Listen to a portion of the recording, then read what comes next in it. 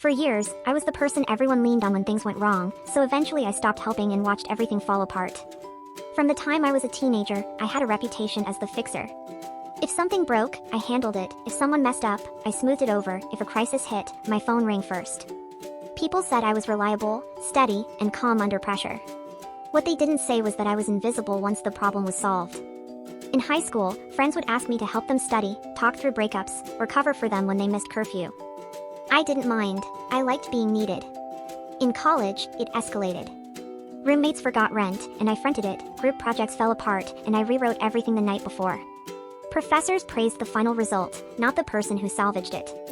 By my late 20s, it became expected. At work, I was the one handed the failing accounts, the angry clients, and the impossible deadlines.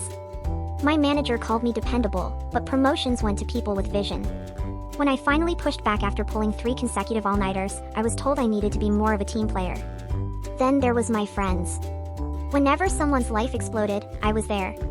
Midnight phone calls, emergency rides, long conversations where I absorbed their panic and handed back reassurance. When things improved, they disappeared again. When I mentioned I was struggling, they'd say, "You're strong, you'll be fine." Then I met Evan, through a volunteer program. He wasn't dramatic or chaotic, he showed up when he said he would, and he didn't unload his problems onto strangers. For the first time in years, I didn't offer to fix anything, I just existed. It felt unfamiliar and peaceful. When we hit a major setback at work, everyone turned to me out of habit. I almost stepped in, but instead, I stayed quiet. I didn't volunteer solutions, I didn't stay late, I didn't take the emergency calls. People assumed someone else would handle it, but no one did. Deadlines were missed, sponsors pulled out, emails went unanswered, and meetings dissolved into arguments. My manager finally called me in, asking why I hadn't intervened. I told her no one had asked me to.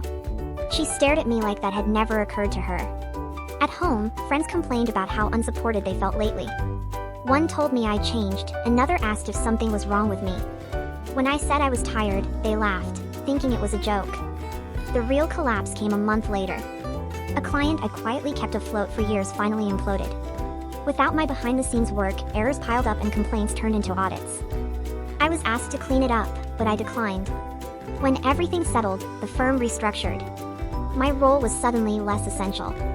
I wasn't angry, I was relieved. For the first time, I wasn't holding anyone together. Now my phone is quiet. The crises still happen, they just happen without me. Sometimes people ask why I don't step in anymore, and I tell them the truth.